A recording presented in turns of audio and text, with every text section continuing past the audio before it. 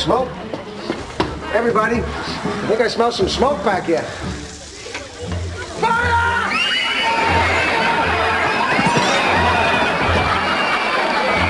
Hey, what has two thumbs and hates Todd Packer? This guy. You don't help me at all. You can't even wash a dish. Maybe I'd wash a dish if I didn't have to look at those repulsive curtains. Hey guys, welcome back to TV Peong.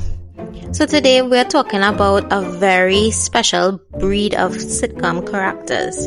The ones you just can't help but hate. And what do they all have in common? Selfishness. Let's start with George Costanza from Seinfeld. George is basically selfishness in human form. He lies, cheats, and manipulates his way through life. Not because he's evil, but because he's lazy and desperate to get ahead without effort. He's a guy who pushes children and old ladies out of the way during a fire drill just to save himself. And the hilarious part, his selfishness always backfires.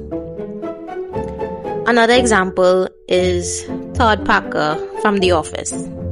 He's crude, he's arrogant, and he thinks the whole world revolves around him.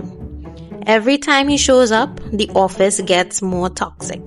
He's a perfect example of the kind of coworker everyone hates. The guy who cracks offensive jokes, eats your food, still thinks he's the funniest person alive. And the next one is Ray Romano from Everyone Loves Raymond. And with Raymond, his selfishness, he just avoids responsibility like it's a full-time job. He'd rather hide in the basement watching sports than help Deborah with the kids. And when things go wrong, you can make a bet he's throwing someone else under the bus. He isn't evil, but he's a perfect example of the selfish husband who expects the world to revolve around him. Yes, so my thoughts with George is that he doesn't care about anybody else's life but his own. He ran out of that burning building without regard to women or children, elderly, even his girlfriend. He didn't care. He just ran out without concern for anybody else.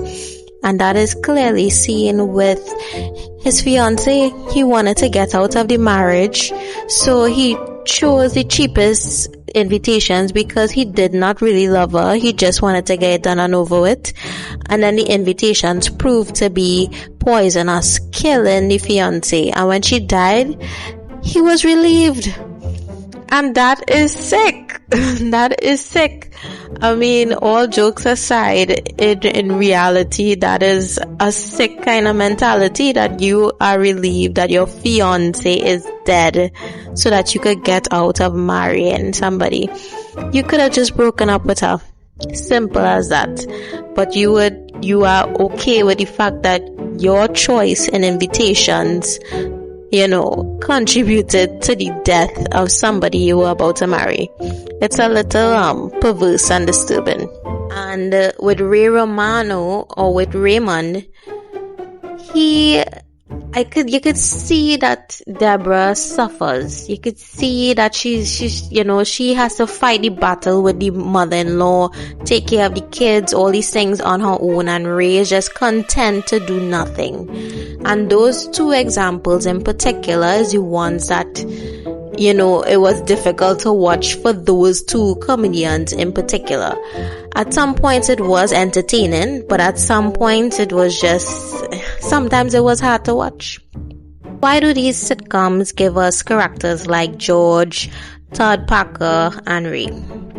Because selfishness is gold in comedy.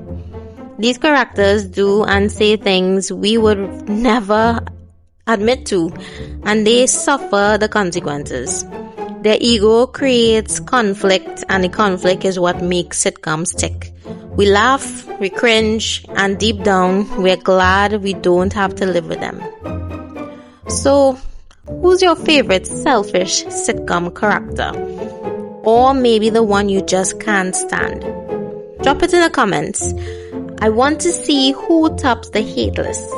And don't forget to like, subscribe, and hit that bell so that you don't miss more TV Peong breakdowns. Because here, we don't just watch TV, we live it.